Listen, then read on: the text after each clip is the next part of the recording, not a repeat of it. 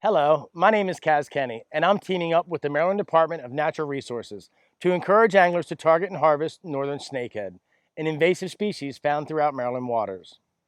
In addition to the ecological benefits, fishing for snakehead can be quite a thrill, and their meat is delicious and nutritious. Over the last several years, I've caught thousands of snakeheads and helped countless anglers to do the same. In this video, I'm going to provide all of you with some of my best tips so that you too can be successful on your next fishing outing.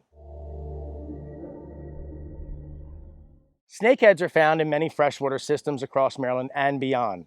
Larger concentrations are often found in the furthest branches and headwaters of creeks and rivers, and even in connected ponds and irrigation ditches, such as those commonly found on the eastern shore. Look for fish close to the bank, in very shallow water, and even those areas seemingly choked out by heavy vegetation, as they can all be ideal habitat. Access to quality fishing grounds can be very tricky, and good spots are often well-guarded secrets. The United States Geological Survey maintains an interactive map to identify areas where northern snakehead have been found across the nation. That, in collaboration with satellite maps, can be an excellent resource when selecting locations for your next outing. Remember that fishing pressure tends to be higher at easily accessible public spots.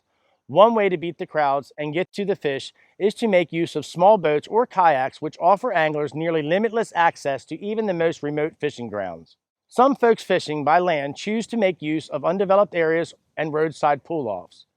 Be sure to fish only in areas where you have permission, and please limit your impact on those areas. In other words, be kind and take your trash home with you.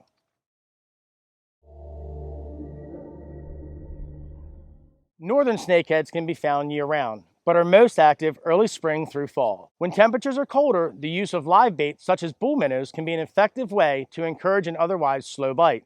I hook my minnows through the mouth with a number 1 hook and float them 6 to 18 inches below a weighted bobber depending on the water's depth. Adding a small pinch weight can help with casting distance and even works to tighten the strike zone. Sluggish fish will have time to study the bait, so be sure to use line or leader that's not easy for them to see. Work the shallows where late morning and afternoon sun have helped to raise water temperatures and excite the bite. When the bobber drops below the surface, it's very easy to react too quickly. Northern snakehead exhale as they swallow bait, so be sure to wait for bubbles before setting your hook, or you might just miss a fish. When temperatures heat up, artificial baits can be highly effective. Poppers, ploppers, buzzbait, chatterbait, and more can be worked in open water, while weedless lures like soft-bodied frogs or mice may be the better choice in thick stands of aquatic vegetation. When snakehead are spawning, the bite tends to drop off a bit. Once eggs have hatched, the adult fish are often observed fiercely guarding their fry. Loud artificials or live bait can be perceived as a threat to those juvenile fish. Some anglers use this aggressive behavior to their advantage and try to hook up with those feisty parents. Lastly, the use of bow fishing setups is becoming increasingly popular, but is limited to locations and situations where snakeheads are visible on or near the water's surface. As with any fish, geography, weather, biology, and specific habitat conditions should be considered when selecting gear, and be sure to pay attention to what successful anglers nearby are doing.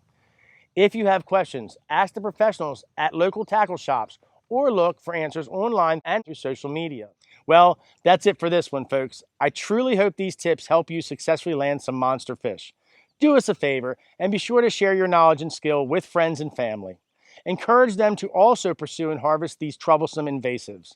I'm Kaz Kenny, wishing you good luck and tight lines. Kapow!